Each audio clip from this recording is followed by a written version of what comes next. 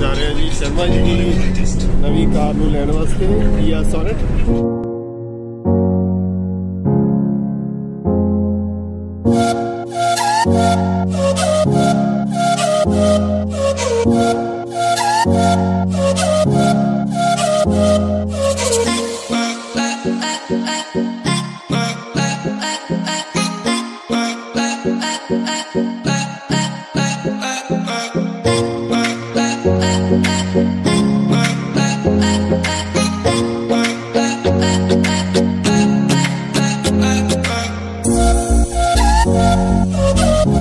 Finally दोस्तों असी किया के शोरूम पहुँच गए हैं जी शर्मा जी की गड्डी लैण वास्ते। अज असी खड़े हैं जी किया मोटर्स जलंधर। शर्मा जी की फिलहाल असी वेट कर रहे हैं। इस आटो च आए थे तो गड्डी जावांगे।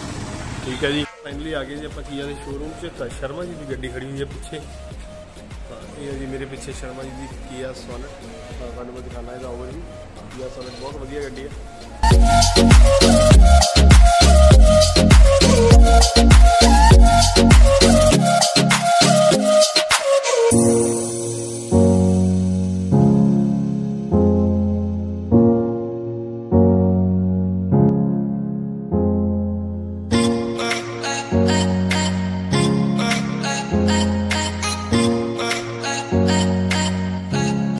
फाइनली डॉक्यूमेंटेशन कंप्लीट हो चुकी है तो शर्मा जी भी साढ़े नाल आ चुके हैं। गल करते हैं जी शर्मा जी नाल। शर्मा जी बहुत बहुत कंग्रेचुलेशंस नवी गड्डी। शर्मा जी आए हैं बहुत वधिया अज खुशी वाला दिन है। शर्मा जी की गड्डी आई है आफ्टर 4 मंथ 4.5 मंथ 4.5 महीने बाद गड्डी आई है। चलो जी गड्डी की डॉक्यूमेंटेशन कंप्लीट है। बस हूँ इन्होंने हैंड ओवर करनी उन्होंने गड्डी चाबी लैके। फिर उस तो बाद आप गड्डी का थोड़ा जिहा काम है अभी बाहरों कराना एक्सरसाइज वगैरह ना। ठीक है दोस्तों मिलते हैं जी रोड पर।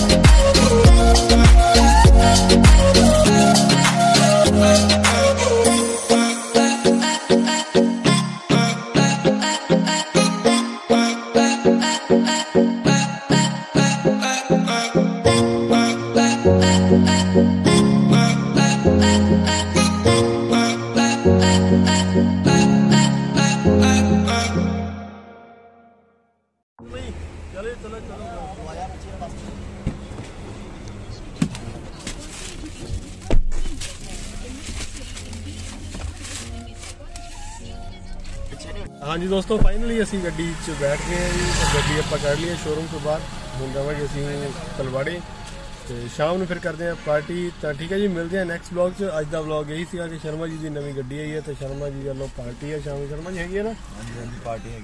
तो बाकी जोड़े मेरे वीर रह गए तो जो मर्जी आया फिर शर्मा जी आप कर लाँगे हिसाब किताब। ठीक है जी तो मिलते हैं जी नैक्सट ब्लॉग च। पार्टी का देखा जी पार्टी का बनाना होया ब्लॉग तो बनाया पर साढ़े बहुत ही खास यार दोस्त मित्र कोई भी इतने अवेलेबल नहीं है तो इसलिए जो आउणगे बाकी फिर असी दोने है। शाम को सिंगला साहब ने पहुंचना है आ रहे हैं ना सिंगला साहब सौरिया तो आ रहे हैं तो शाम को मिलते हैं। ठीक है जी बाय।